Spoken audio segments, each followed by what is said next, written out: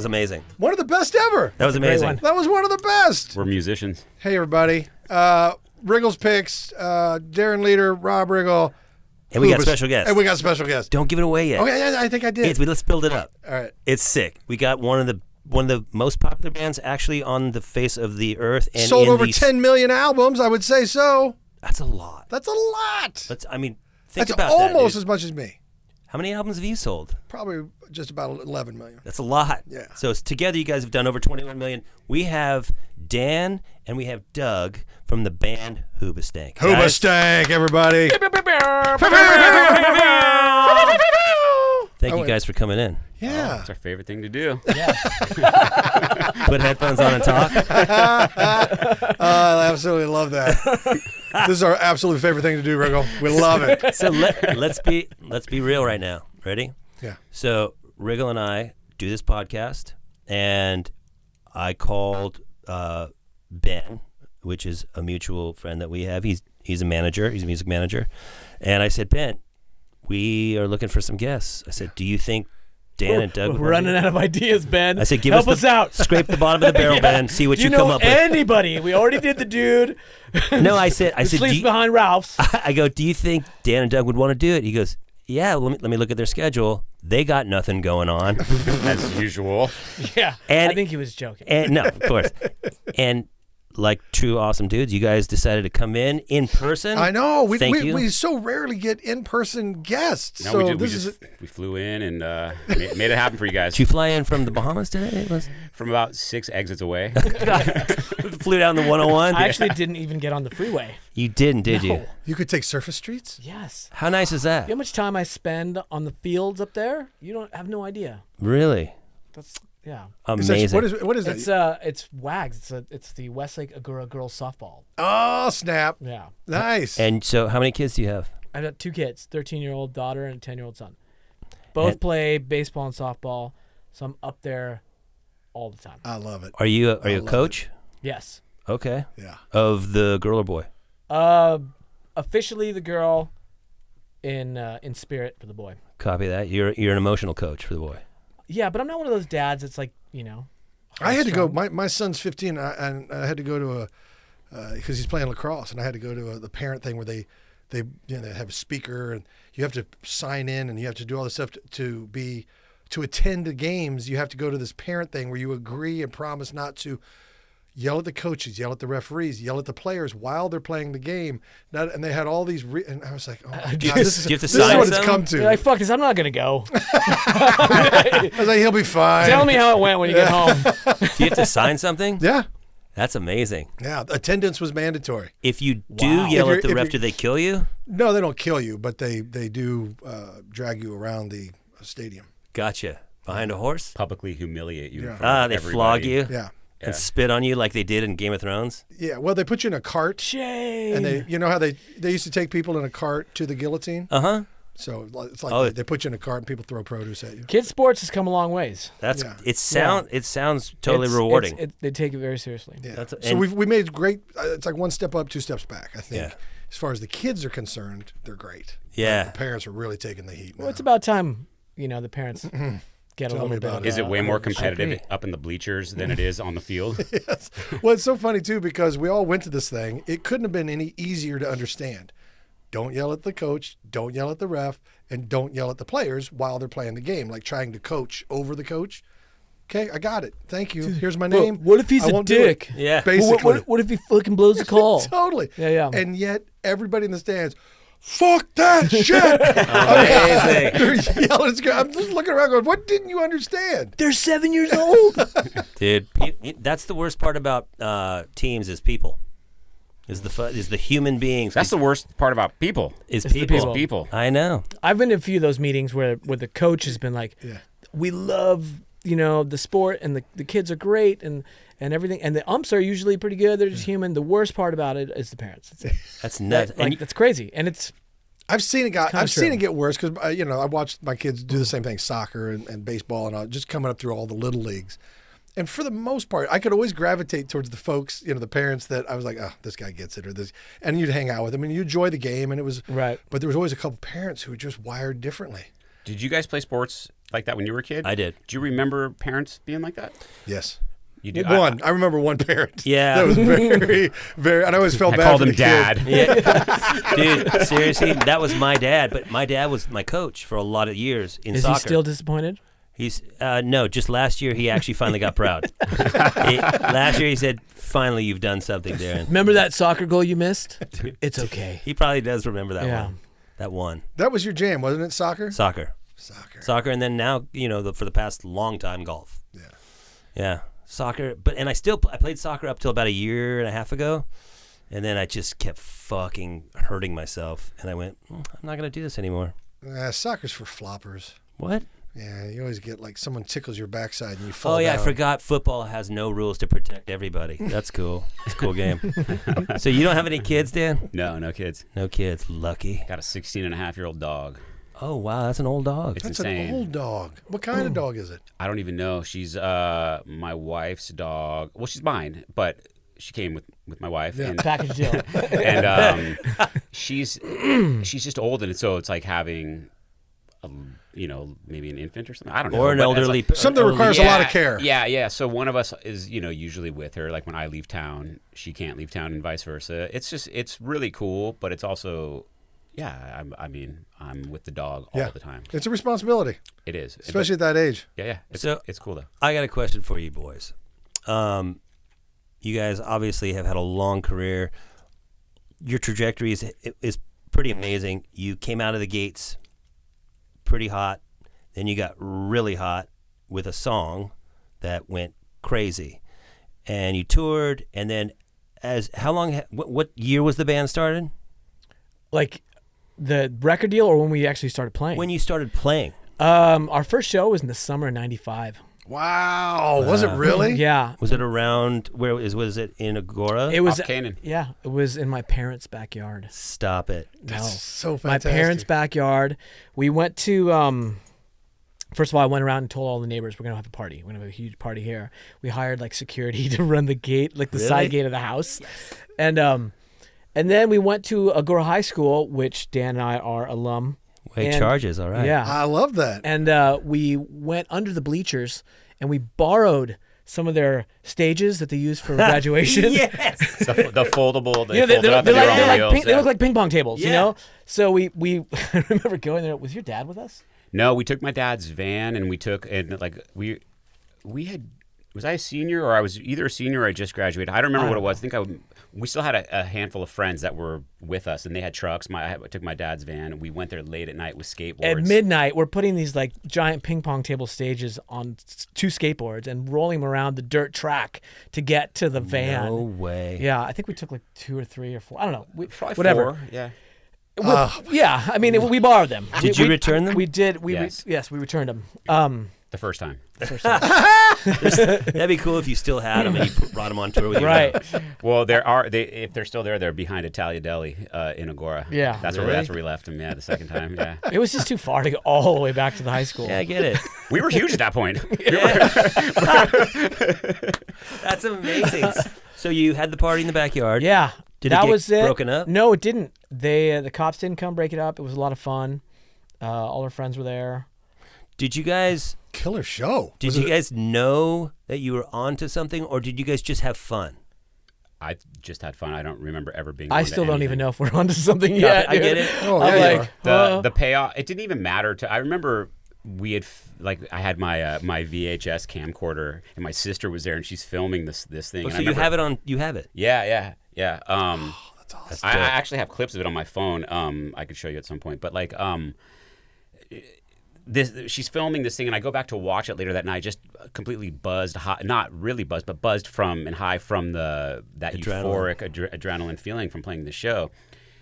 I can hear what we sound like, but I'm not thinking in my head like we sound like shit, although we did sound great. You know, it didn't even matter to me. It just the payoff was just getting up there to actually perform, as I'm sure that you know, Yes. or that you might even know too, just doing The what you love rush. to do. Yeah, that rush of the performance, and dude, yeah. So were you guys on the same band then in high school? No, we met in like a class. We had mutual classes together. He was in a different band. I was in a different band. And we actually started playing. We played at a battle of the bands in high school on won? different bands. Who won? I won. But I wasn't singing. I was a bass player. And Interesting. I don't take any credit for the win. We had a very close friend of ours, super charismatic guy who pretty much stole the show. Gotcha. So I was just holding it down. You can't fight can't win charisma. it. When you whip your dick out at a fucking concert, Yeah, you're gonna win. When the cops come. Yeah, well, if it's a cool dick. It is. Sounds like he's got a lot of riz. Now that's young talk. I hate when for you say charisma. Yes. A lot of people don't know that, Darren, especially. So that. bear with No me. cap, dead ass. I get it. Oh God, it's worse when you do it. Do you hear that at home? That the Skibbity lingo? toilet, bro. What is it? That's skibbity toilet. That's a skibbity toilet. Ohio Riz, bro. I'm like, what the fuck are you talking about? Now you're dropping shit I never heard before. Really? Yeah, Oh, yeah. this is all new Oh, to dude. me. And it's all the, like, I coach my daughters, and they're all 13, 14.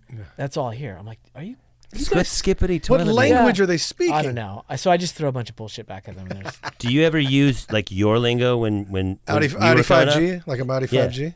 no, but they always say, why do you say dude so much? Really? Yeah. You're Until like, dude, I don't know. My dad, yeah, That's a hard dude. one. That's a hard one to Dude, stop. I don't know. It's a hard word to stop saying. It My is. daughter calls me dude, though. That's cool. Oh, really? She goes, dude, what's going on? Yeah, I don't know, bruh. I don't know, bruh. No cap. That's bussin'. Yeah. I don't get it. Bussin', dude. That one's so dumb. I don't. I You, don't know. it's My bussin'. son eats like a French fry. He goes, he just starts doing like the head, like the thing that they watch, Yes. like they don't talk. They just bussin'. And I go, dude, you are so dumb. It gives me the chills of embarrassment. That's amazing. So this, I'm curious about this battle of the bands because I mean we're out here in the burbs, Agora High School. What'd you call them? The Panthers? Chargers. Chargers. Nice. That's a good one. I was a Lancer. What's up? Okay. Don't come at me, bro. I'm not. So the battle of the bands, is that done at the end of the year? Is that like a spring thing, or was that the start of the year? Was it a high school? It was. And was it high school sponsored, or was It was a high school sponsored event, like a homecoming dance, whatever. Yeah. It was held in the auditorium, whatever. It was the first one ever, as far as I knew, that they said. And yeah, I don't. Was it open to bands outside the high school? No, it was so just inside. Yeah, and there was like an audition. And How many bands competed? There was like 5. I would say something like that, 5 to 7, something like So that. here's a question for everybody here. Do you think now they could have a battle of the bands at a high school and you'd get 5 rock bands? You'd have 5 DJs, That's what I'm Right. thinking. That No cap. or you'd have 5 Dead rock, ass. or you'd have 5 rock bands with like tons of backing tracks, and there'd only Yeah. be 2 people in the rock band. That's and- actually incredibly sad. That just made me sad. That's why I asked, because it. You know what though? There was a hot minute from '95 to 2000, or even further past when we signed in 2000. Though I kind of lost track of what was happening in the hometown. But I would say from like '96 to 2000, whatever, you couldn't. If you threw something out your car, you'd hit somebody in a band here. Right. Everybody was in. It was there were so many, super musical yeah. in this area. From Thousand Oaks, I mean, down, there was a lot of musicians, a lot of players, and you guys got signed in 2000. Mm-hmm. Did you get courted? And how did that come? How did that come about in a nutshell? Well, and before you do that, I got Yeah. to go back Sorry. 1 second. Sorry.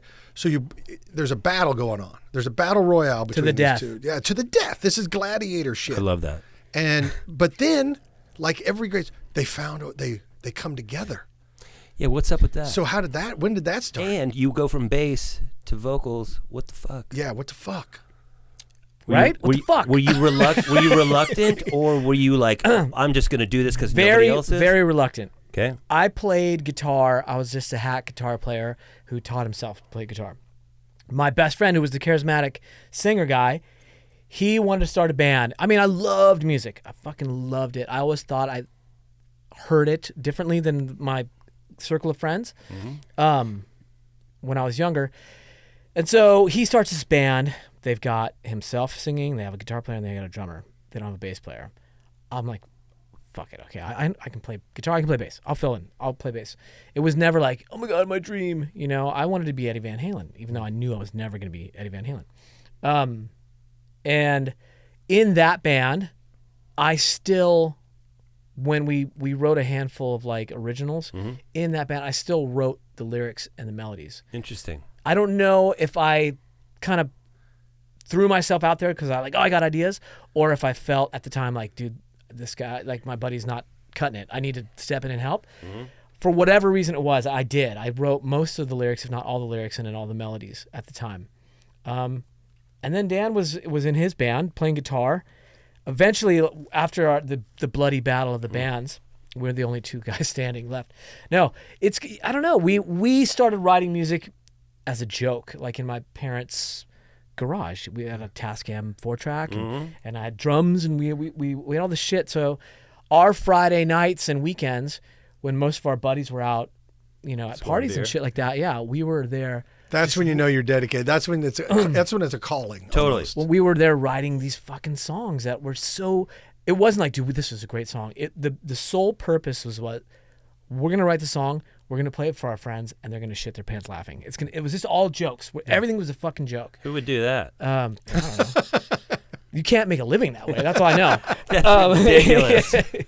Before the Battle of the Bands happened, the first time I had met Doug, I remember I was like ditching class at Agora, and I had walked up to like one of my other shop classes or whatever, and I already knew who he was because we had a class together. We weren't friends, but knew who he was, and his best friend singer was like the link between us. I was friends with him. This guy John. What's he? Let me interrupt momentarily. What's John doing now? He's driving trucks, like movie trucks. Copy that. And you'd love him, dude. You'd have fun. Yeah, He's funny. He's funny fucking shit. funny guy. Awesome. That's awesome. But like, I just ditched class, and I remember walking up and kind of seeing him. Didn't know him too well, but he was the only one I really knew in this class that I'd kind of walked into, and he was just like, "You want to get out of here and go to 7-Eleven?" In the middle of class. It's like, yeah, why the fuck not? Like, let's love go. this. And so we got awesome. This is rock and roll. we got in his car, and I'm in the grade below him at this, during this. So he's a senior, I'm a junior, and I get in his car and we start driving. And I remember, maybe it's not exactly this way, but from what I remember is we were driving to the 7-Eleven off of Lindero, whatever it is, and he was playing Alice in Chains in the car, and we were both just kind of like whatever, and he was singing along to it a little, not like belting it out, but I could just kind of hear him humming. And Alice in Chains, they have their unique thing is their harmonies. Yes, the fourths. Yeah, whatever you want. I don't even know music that well. But anyway, yeah, cool. This nerd. And so I heard what him a singing, dork. and I think that I started to realize that the two of us were probably the driving forces of the two bands that we were in. I mean, at the moment, I wasn't like. It just kind of gravitated towards him because of that, and because he was creative, and I felt like I was being creative, and I knew his band, and I knew them very well, and I knew that he was doing most of the shit in the band. And then like he said, we'd be sitting at Carl's Jr. just going and getting lunch, and then all of a sudden telling a stupid joke, and then that joke turns into the song, and we're just stoked to be hitting play. We recorded onto a 4-track, like onto and we would just be super stoked to like bounce it to a cassette tape, get into his Dodge Neon and listen to it. And yeah, look what we did. They're gonna fucking die laughing when they hear this. Yeah, that was like 19. Did you hear that? I harmonized. Well, that was the thing too, though. It's like we were sitting there. I knew how to use the 4-track, and maybe you did as well too. But it was my 4-track, so I knew how to use it. But Doug had these ideas that were like, you would harmonize, but you would do these things that were maybe production ideas that. Whether you wanted the vocal to swell, you're singing like this, but if you wanted to kind of like the volume, like you would do these background real life vocals, fader. Yeah. And I'm going like, okay, this is fucking cool. Like this guy knows way more than the guys that I was playing with or the guys that he was playing with. So I absolutely love hearing this because honestly, it's this really deep natural talent, but it's in its infancy, and it's really cool to hear how it comes to be. Yeah, because. For some, I'm not in music. I didn't understand it. I tried to play bass in a neighborhood band. I couldn't even, because as soon as everybody else started playing, I just lost. I didn't know what the fuck I was doing. And so nobody noticed. Yeah. And nobody noticed. You're not wrong. Except the lead guitarist. He would always look at me like, what the fuck, man? He hated my guts. So I get it. But I never understood it. But it's so cool to hear how, like, in the infancy of when you're starting to learn your skills, it's like a young Jedi just starting to learn their powers, So I keep going because I really do appreciate hearing this. You guys get together, you're fucking around on your 4-track, you're starting to lay down what you keep calling it jokes. Well, because I think that it was easier at the time to say it was a joke because for me, at least, going in and singing, because I wasn't the lead singer. I wasn't either, though. No, we were definitely taking turns verse by verse and stuff like that. And I think that it was probably just protecting myself from not feeling like embarrassed or like such a douchebag. To just be like, it's easier to be silly because if somebody makes fun of you, you go, well, dude, I'm just fucking around. Yeah. Instead of putting your... So it's almost a defensive tactic. Got it. 100%. Yeah, and although what we were singing about was stupid, it was kind of like this... Some of it was joking around in line with early Snoop Dogg, but like how he would rap and say things that he would say, and it was all about this like sexual hip hop type of stuff. That's whatever. what teenage boys sing about. Yeah. But then the music would be like some rock with some funk, and I might have been into the Chili Peppers at that time, whereas you're into Tool at that time, and we're turning each other on to these other bands that we might not necessarily listen to on our own. You're finding your sound together because of the things that you both bring into the thing. Yeah. So then you guys leave your bands? The band. I'm sorry. So let me just. Go back. The story that I told you about us driving to 7-Eleven when I heard him singing, I think actually happened before the Battle of the Bands. Yeah. And once his band kind of dissolved because a couple of guys went to college, my lead singer got into like just drugs and stuff, and it just wasn't good. And so, and like I said, it was just kind of obvious that we were the dudes that were gonna do anything if anything was gonna happen. And so, those bands kind of dissolved, and then I graduate high school and get, But you always knew. I feel like you always knew what you wanted to do. I had no idea. Like I said, I didn't know that you could be a professional musician being a total fucking hack. Like I thought you had to be Eddie Van Halen. You had to be like Steve Vai. You had to be these dudes that were virtuoso. That's the kind of shit I liked. Right. So I could never see I knew myself well enough that I don't have the discipline. I'm not many people. I'm not going to do it. So it never occurred to me. You asked earlier, was it just for fun? 100%. It was just all fun. Zero like, there's something here. Right. It was just completely for fun. You kind of always knew what you wanted to do. I think there was one point, I don't know how I remember it. There was a point when I could tell you wanted to do real music. And it wasn't like way down the line. I'm talking like even when we were still just fucking around. And you wanted to get a proper drummer and a proper like that. And I felt like I was at a crossroads. Like, shit, I really like doing this and it's a lot of fun. Do I want? I can't play guitar like him. That's what I thought was my natural instrument. He's way ahead of me, and I can't drum really. I can drum a little bit, and fuck.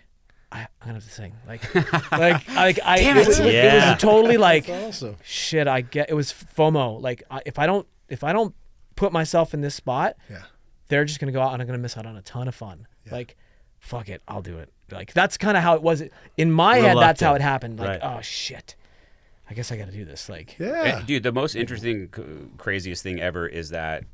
Not that we were close friends in high school. Like I didn't know him at all the way that I know him now or knew him after that. But like I knew who he was in high school, and anybody in high school would have never have guessed that. Quiet. Doug, just kind of not a. I mean, dude, my parents still go, "Who the fuck are you?" Like, they cannot believe. That's fantastic, though. This is what I ended up doing. That's great. I have a specific question about the Alice in Chains.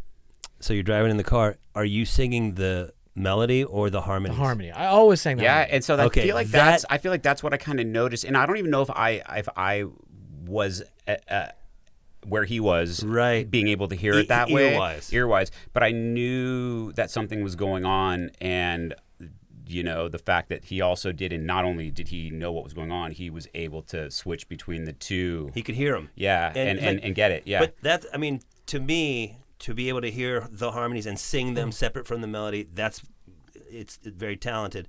But also, to your credit, you recognized that, so that you go, oh, wait a minute, this guy's doing some things. You know what I mean? And so I think that you had an ear for what he was doing. Yeah, I mean, I never wanted to be a singer. The singer, I mean, that scares and scared the shit It's a scary out job. of me.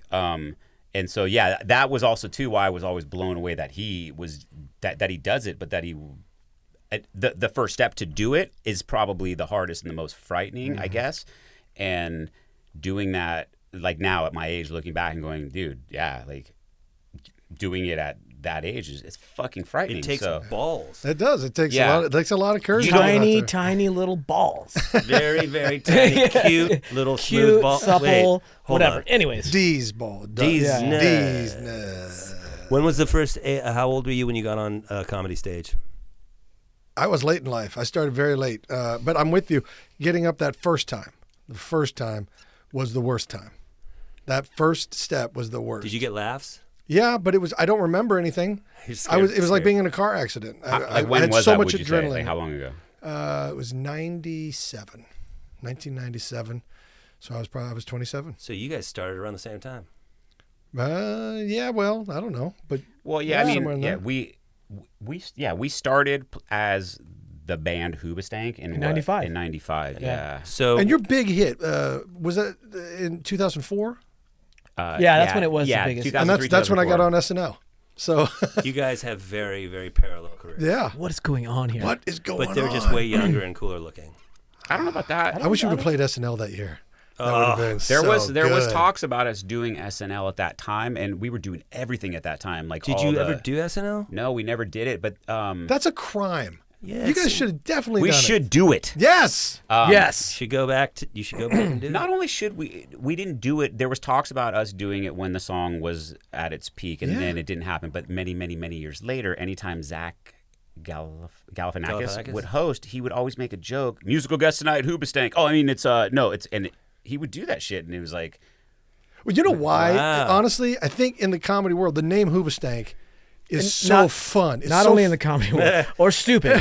It's so fun to say, though. It's so fun to say. I have to ask. Yeah. What the fuck? How did it happen? What is it? Where did it come from? The other day, I was saying, we were texting like in the band thread, and it was one of those like, our drummer like texted, dude, I need to vent, and everybody's like just venting and doing shit. And then I was like trying to figure out like an acronym, like helping out our bros. Yeah. You know, like I'm coming up with this stupid, you know, and of course the K stands for cunts. Right. You know, Yeah. I like we got to make that a T-shirt. You know, and then it can be the new thing. Yeah. Oh, the band's it's an acronym. That's what it stands for. It stands for this. You don't know? Come on. It's a bullshit name that his old singer made up, or in a fucking. In high school as a joke. And it stuck. Well, dude, you don't understand. You understand? Yeah. Dude, that was many years of a side. Yeah. I don't even know. Look, yeah. Stick's doing a lot of work in that. Yeah. It has had so many like opportunities to not stick. Mm-hmm. When first of all, it wasn't our name. It wasn't our name till like the very last second before. What was the name before? We were going through all these names, and we're like, we need to start putting out flyers for the show in my mom's backyard, you know, like for the high school, and we got to put a name on it. And it was like we're gonna settle for a fucking name because it made us laugh. Yeah. Right. And maybe now that we talked about it, maybe there was a little bit of that subconscious, like, well, Dude. if we suck, the name sucks, and we're just fucking around anyways. Interesting. I totally understand that. Yeah. I didn't even think about it. it was till also right now. very in We're line. finding things out now. No, I get It is a unique name. It's unforgettable, and it does make you go. I mean, it always made me smile. I was like, well, that's hilarious. It always made me go, what is it? Like, what is that thing? It's What always is sounded like what does it mean? It sounded like a bong to me. It always sounded like I was like, oh, it's something to do Yeah. with weed. Yeah, I'm a lot sure. of people thought that, but it Thought it was it like a didn't. drug reference. But I think it was very in line with who we were at the time, and even still are now. With everything's a joke to us. Yeah. Nothing is. It's just you're not as. We go hard, and we don't go hard on the mic because we'll get in a lot of trouble. But when we're together, we just. So you guys, it was in line with that. I totally get it. So we didn't even sign as Hoobastank. You didn't. No, we just signed with your no name, names. just the names of the individuals. Artists like Because we were gonna be like, dude, Interesting. we're gonna. This is it. We've worked for 5 years. We played every fucking show ever. Yeah. We finally got our deal, let's ditch this thing because we're like a serious band, Right. You know, We got a record deal, yeah. man. So we go and we play the whiskey, and our A&R guy who had never seen us play, who signed us, he saw us play in rehearsal. Okay. Okay. Showcase? Kind of, yeah. Okay. He shows up. The crowd is fucking Hoobastank, like the whole thing. And after the show, he comes back and goes, "You guys are not fucking changing this name. You cannot change the name." Amazing. Like, oh, You're like, God damn it. we're fucking stuck with it. And then the next couple years, we get asked that question: "What is a band name?" And instead of just being honest and kind of just, it's a stupid name and we made up, blah blah blah, we start giving BS answers for the name, Right. like anything we can think of all the time. But it became kind of fun to see what you could come up with. Right. You know? Oh yeah, I'm sure it was a total exercise in comedy and good times and storytelling. And we'd at that time, because our first album was doing really, really well. Doug and I were going to every single morning show radio station. That was a great record. Thank you. I got it when it came out, honestly. Crawling in the Dark's first track. Yeah. Yeah. I remember putting that shit on, and I'm not trying to stroke you guys.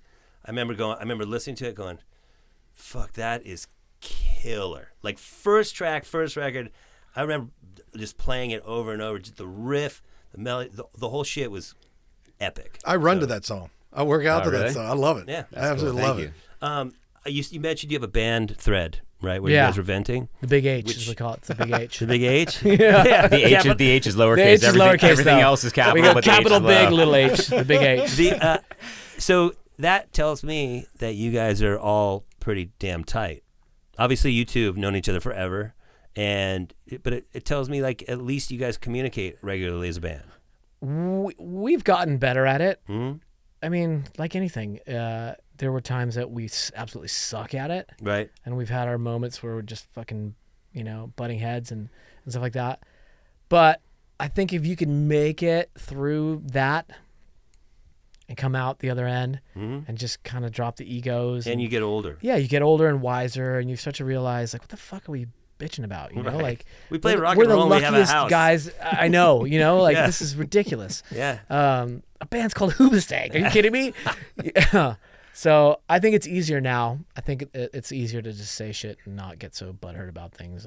But that is true. I mean, people underestimate, and maybe they got educated when they saw that documentary with Metallica. With Metallica, they kind of got educated. Oh, these guys live together, they travel together, they work together, they depend on one another to show up right, to do all this stuff. Yeah. You totally take it for granted as an audience member or as a fan. You're like, oh yeah, there's a band, do your thing. Dude. No, you don't understand the how much is involved in the intimacy and the trust and like So all of that much stuff. And then intimacy. all it takes is one little disrespectful thing or one forgetful thing or one whatever casual. It's a marriage. Casual. It is. It's you're a marriage. married to 3 other or 4 other dudes or whatever. Yeah. And you all have to get along and you got to respect each other. Men are pretty notorious for being horrible at communicating, especially amongst each other. And you put 4 of them in a band together.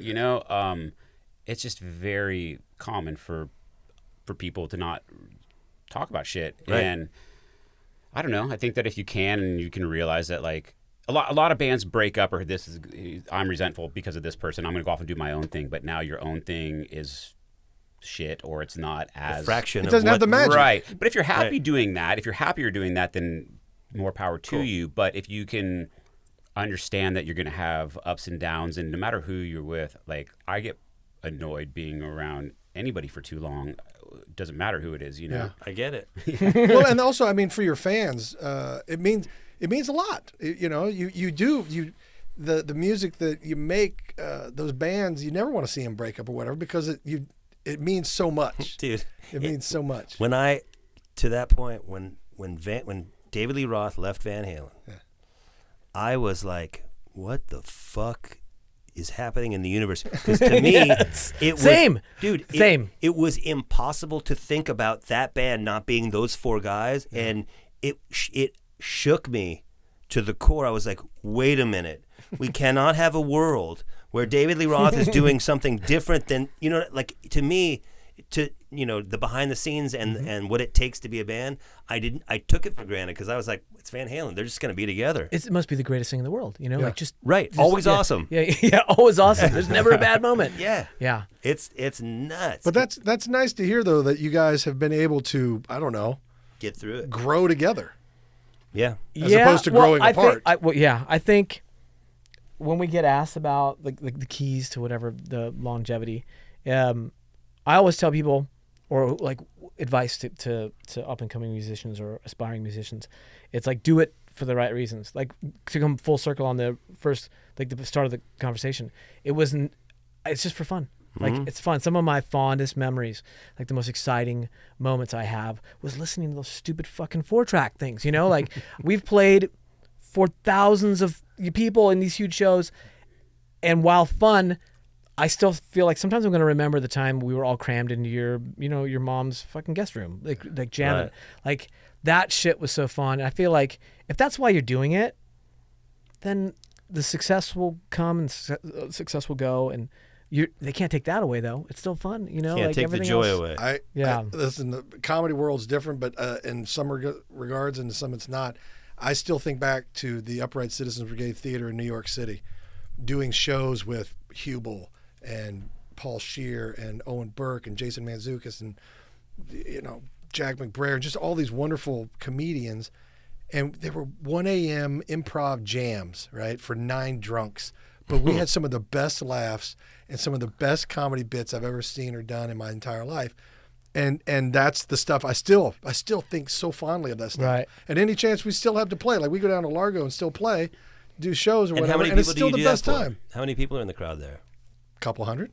So you have all these guys who have this massive success in film, television, comedy, and there's a couple hundred people in this small club, and you do it for the joy. We do, because we love to. Also, we just love to play with each other. Right. We just want to get up there and see if we can make each other laugh, and then see what they're going to. I love to see what the guys are going to come up with because it's improv. We don't have any plans, so just I love throwing something at them and seeing what they make of it. And then they always impress me, and they always make me laugh, and it's just joy. It's pure joy. I would do it for free. And I did it for free my whole career. Improv, you never got paid for improv. Right. So it's the same thing I think in music. I mean, you would do it for free to play. And You're right. I mean, what else are we gonna fucking do? Like, Right. and you're gonna pay us for that? Yeah, exactly. That's the bonus. And nowadays, or I would say not necessarily nowadays, but for a while now, it's like I don't go when we go on the road, or I don't come back with a bunch of memories of the show. What I remember is us dicking around for 4 days, or for 2 weeks like that. It's all the shit that happens before and after the show. And the show is just like, we take the show seriously, but it's not what I take home, Right. It's not what when I think about the band, I don't think about, we played in front of this and that. I think about all the stupid adventures and the dumb hanging out we've done. That's awesome. So, and your last record was 2018, right? I don't know. I think so. Yeah. Your last record was not within the last 2 years. No. Okay. No, it's been a while. No. That sounds good. And this isn't a pressury question. Do you guys write still? Yeah. Spit take, please. And that kind of leads me to, I mean, obviously you guys don't need to do another record. Why would you say that? Do you have any? You don't want us to do another record. You guys are sensitive bitches. No, you don't need to, because you have a catalog you can fall back on if you wanted to. But are you interested in doing another record? Yeah. Yes. Copy. That's all I've been doing a lot lately. The last record came out in 2018. Something happened in 2020. I don't know. No, what? I don't know. Little setback, little thing. global setback. Yeah. Prior to that, I literally right around the time that the 2018 record came out, went through a bunch of personal shit. Right. Like really life-changing, fucking dark personal shit. Sorry. Then 2020 came around and it was all sunshine, Yeah, cool. And and then even after, up until a couple years ago, I was still working through a lot of shit. I feel like me and my family and the circle, the support circle, have kind of we're out of it. We're in the clear. Good. But then it takes a second to Get motivated. Not even motivated, and I wish I had a better word, but heal. Reboot the system. It's like it's not like okay, it's done. On to this. Yeah. It's like it's PTSD a little bit. You're just like, you're just fucking. You can't do anything. And actually, at the beginning of last year, we started off the year with some shows in Japan, and we love going to Japan. We've had some of our most you guys do well in Japan. Our biggest success there. And so it had been how long since we played? Not totally long. A few months, 6 months, 4 months, 5 months, whatever. Which is long, but not super long. Right. And I was having like panic attacks just in rehearsal. Like, wow. Not even like, we're going, like in rehearsal, I couldn't sing. And I remember we were rehearsing to go to Japan. We were like leaving the next day. And I had to stop a few songs in and tell him like, dude, I'm fucking having a really freaking out. I'm having a really hard time here. Like, I don't know why. Like everything at home is good, and we're good as a band, and I'm losing it. And it was that. It was just like PTSD from the last 4 years. Yeah. Like, okay, you're in the clear now. You can like exhale, and that was like my body couldn't do anything. Would have been wrapped up so tight for those 4 years. Yeah, but then ironically, we get on the plane. I go, I don't give myself a choice. What choice do you have? And I think you might have said, I was like, well, what's the worst that's gonna fucking happen? And I'm like, I don't know, I'll walk off the stage, I go, I don't know, fuck it. And then I don't know. I took the interpreter before we had like a meet and greet.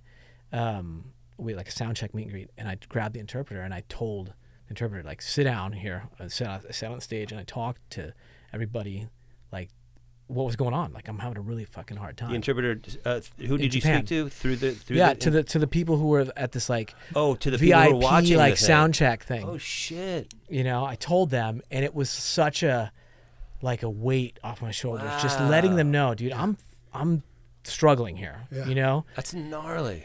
And then It was a good idea to do that. and then though. it was totally selfish. It wasn't even like, oh, I'm gonna do this and I'm gonna look like a fucking sensitive. No, but dickhead, it's what you needed to do. I had to. I'm for like, you. I have to say this, and it helped. And then I did it during the show, and then I did it during the next show, and I do it before a song, called "Slow Down," which is about just that, like just, Take a breath. take a breath, and I've done it for about a year. And we played a ton of like military shows last year, and I can't tell you how many people after the shows or would hit me up on social media or after the show and go, dude, thank you for saying that, like, because we're gnarly. struggling. So many of us are struggling with It's this. so true. And It's so true. And that kind of example sets a lot of people free. Yeah, that's. like I said, I wish I could be like, yeah, see, I knew it was going to work that way. It's super relatable, it was man. totally It's very selfish of me, like, relatable. dude, there was me in a panic going, I need to tell everybody I'm panicking. Yeah. I'm tripping out up here. I'm tripping out. This isn't as easy as it used to be for some reason. You guys should try that. You should try it. Yeah, well, you know how confident I am. But it worked, and I have no idea how we even got this to this part. No, of the talk dude. here. I think it's awesome. Well, because we're talking about the a new album. If you guys are interested, it sounded like you guys were interested in the new album. So then, about halfway through the year, we get more time, and I've been writing a lot more. Oh, good. He's been writing nonstop. Same with our bass player. You just catalog riffs. Sending me shit all the time. Catalog demos, dude. I'm doing everything, like drums. Sometimes that might be the problem, is that I shit all over it, like Right. I'll, Why don't you just call me to do drums? because then you'd be doing drums and I wouldn't. No. Wow. Well, I have ideas, and so just sitting right there, and I'm doing them at home, Right. either with my V drums or I'm programming Just them. fast. Yeah. And so I'll do it, and I'll play bass. I'll play everything. I tell Jesse, our bass player, please do whatever you want, and sometimes I write a song based off of a drum part. So sometimes I'm a dick about it, and I'm like, Play it like that. kind of, or whatever. But yeah, I have just. Well, you write. What I notice with you in certain songs, with regards to certain rhythms, things are pushing and pulling and landing on the downs. So it kind of has to be that way, So if you give a demo to somebody, you go, here, dude, play the drums on that, and they start doing some shit, then you're gonna have to change the whole riff, and the whole feel gets weird. No matter what, I'm going to pass the demo over to the band, and it's going to evolve and change, and the drums are going to be different no matter what. Even if Right. Chris is playing the version of what I'm playing. He's doing it his way. Sure. You know, it's going to be that way. But yeah, there's just so much. I can imagine it's probably overwhelming. You know, like how much shit Doug has like to go through. I've got folders and folders and folders of stuff, and then I have to be.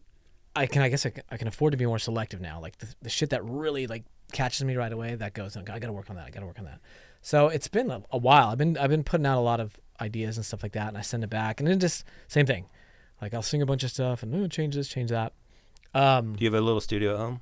It's in the garage, yeah. Just a little place to do demos? Yeah, about the size of this, And that's like kind of like my day now. It's like take this, wake up, make lunch for the kids, take them to school, go to the gym, come back and sing for a few hours, and then pick them up and then go coach softball, then come back and sing for a few hours. Like, fantastic. Do you take vocal lessons?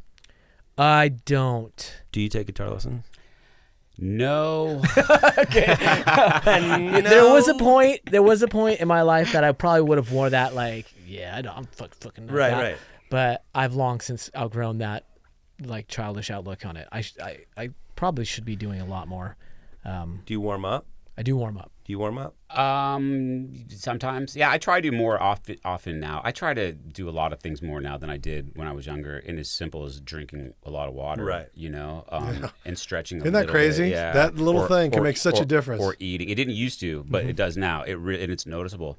But I don't take lessons, but I'm so just all the time watching stuff about You're music. Trying to learn.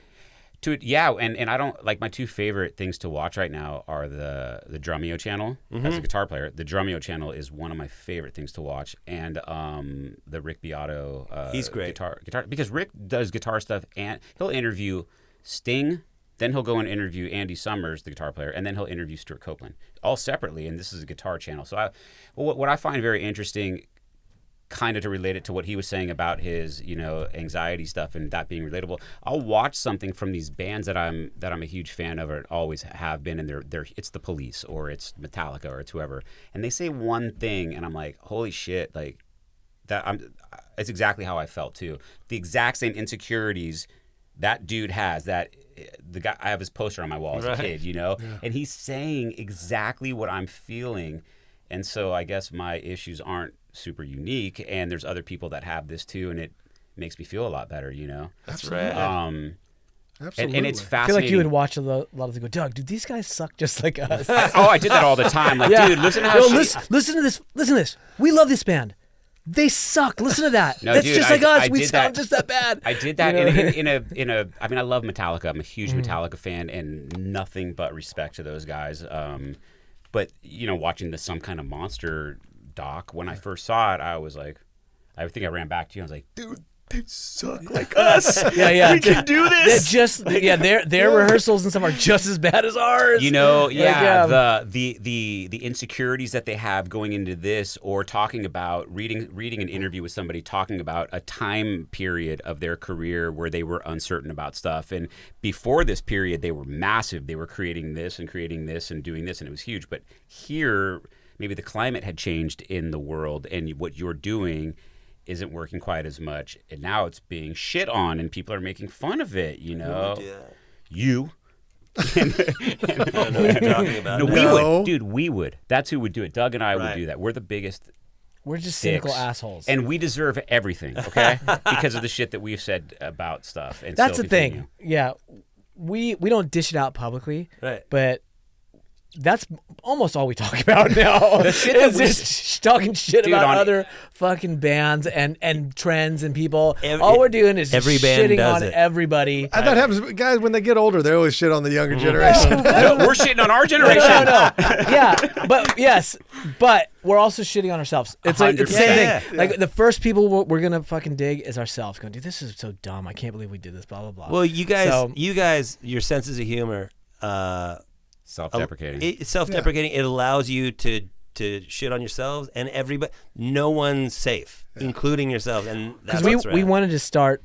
We still always talk about our podcast, and it was that thing. And I don't know. It's not really my persona to be like out there, like my private, dialogue is so different than what we would normally put out there. I'm like, what if we did though? What if we could just do this? And it would just be us just shitting on everybody. And it was like, and it was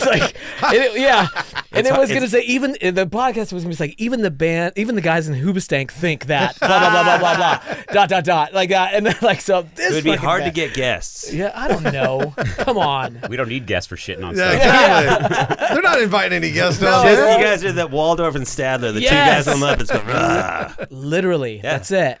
But extremely self-aware about it. Before we run out of time, I want to ask, what can we expect going forward? Are you guys back out on the road anytime soon? We are. We're not actually going out and doing a proper like lengthy tour or anything like that. But you got some gigs? Yeah, we have a bunch of stuff lined up this year. All of it can be found on the internet, like on our socials and stuff like that. But we're, at Hoobastank, hoobastank.com, right? Yeah. Those are yeah. I mean, it's nothing tricky. It's not like the real no. or anything. Or it's you can even go into Google and type in Hoobastank Tour 2024, and I'm sure dates will pop up. Are you doing anything in LA? I know it's a question that's very rarely asked. So. Yes. No, we did something at the end of last year, in December. LA is a weird rock place. It used to be our favorite place to play, and now it's not now, but for a while it's been kind of our least favorite. Yeah. Place, yeah. There's a lot of other places in the world to go rock. Yeah. In our dreams, we would love for it to be amazing here. Like, I would love to play a show in LA and be excited. Yeah. But it's... Where is your favorite place to play? Japan? It's up there, for sure. Purely for shows itself, it might be, yeah. South America's pretty awesome, too. Do you go to Australia? It's been a second. Okay. Yeah. So are we talking Buenos Aires? We talking Rio? We talking Lima, Sao Paulo. Oh, yeah. Santiago. Ooh, yeah. Santiago. Are the audiences just massive?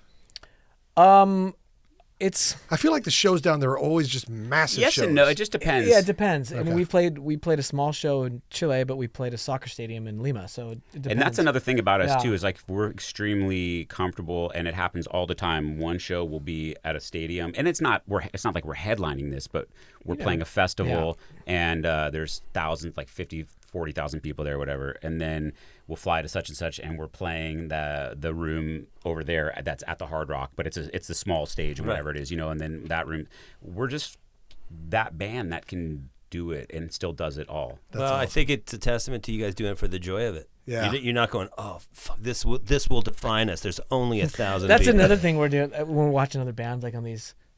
Maybe it's just me. Like watching these big shows, like, what do you think this band would look like if you took away all the production? We're like, bro, and I'm like, dude, they couldn't do it. They couldn't do it. This would be the most boring fucking band right now. Or what would they sound like if you took away the distortion? Or whatever. I'm that guy, just going like, whatever. And at the same time, I'm going, well, it doesn't matter. They have amazing production, and I'm really entertained by it. Yeah. But at some point in the show, I'm always going like, if you took all this away and you put them at the at the whiskey or something like that, would anybody care? Right. And the answer is more often than not no. Like this would be boring as shit. Yeah. But whatever. Yeah. You know what? At the end of the day, it is whatever because they're doing it. Yeah, that's what I'm saying. It doesn't matter. It doesn't matter. They are up there and they have this awesome, amazing thing, and everything sounds awesome, and everybody's fucking having a good time. I think that you guys shitting on bands is pretty universal. For musicians, because I think everybody does it. But you guys do it among, like, if you're gonna take shots or something, a lot of times you'll just do it with your bandmates and be like, these fucking guys. And it's fun. In stand up, it's they literally, like, you'll kill, right? You come off stage and the next guy up's like, what happened? And you're like, what the fuck? I killed. They're just taking shots right at you. You're like, you piece of shit. Go fuck yourself. So at least you guys keep it in house. Yeah. The stand-ups are a bunch of broken toys. Oh, so they can't stand to see you succeed. They can't stand. Improvisers are different. Is it different? Yeah, it's ensemble. Everybody's working together. You need each other. Yeah. Stand-ups is a microphone and everybody else can fuck off. I spend way too much time photoshopping, making videos of shit just to send him, or it's basically the modern day version of the Tascam song. Yeah, yeah. For people I send it to, and it's worth it to me just to see them laugh. There's one. I'm not gonna say the band, but there was a band that I saw a video that they had this video for, and then I was like, God, this is so just douchey. I think I can edit it to make it look like I'm in the video. Did you do it? Yeah, I did it. Will you send it to me? I'll show it to you when we're off. Yeah. And it's just so fucking so stupid. It's just so stupid. Yeah. That's awesome. That's the best stuff. Yeah. The stupid stuff's the best stuff. Yeah. You That's guys my are brand is dumb. You're still doing your comedy songs, but you're doing it in a Yes, different way. in video form. No. My favorite. This morning I did one on. It's usually when I'm drinking my coffee, taking a poop, you know? And then like I'm That's when the best checking. ideas- Well, That's when all the I'm best checking my ideas Instagram. happen, I'm checking my Instagram, and then it's usually Doug sends me something, or I'll see. Okay, there's Doug sends me this message, and then whatever, and I end up just getting to work on something. Killer. Well, dudes. Guys, thank you. That was so fast. Yeah. I can't believe it's an hour. I know. It's an hour. I think we broke the cameras. Yeah. Dude, They're all off. Thank you guys. No, that was hey, really fun. Thank you guys, Doug and Dan from Hoobastank. Go to Hoobastank at Hoobastank on social media and hoobastank.com. Yep, and If and check out Hoobastank's tour dates on their website. Yes. Go to any shows and try to hear them talking in the hallway, talking shit about your band. Yeah. If you Thanks a listen lot, guys. closely. Hey, Yeah. thank you. Appreciate it, man. Appreciate it. All And right. you, Hey, this has been Riggle's Picks. Rob Riggle, Darren Leader. thanks for joining us. And again, big thanks to Hoobastank. Thanks, guys. Thank you guys.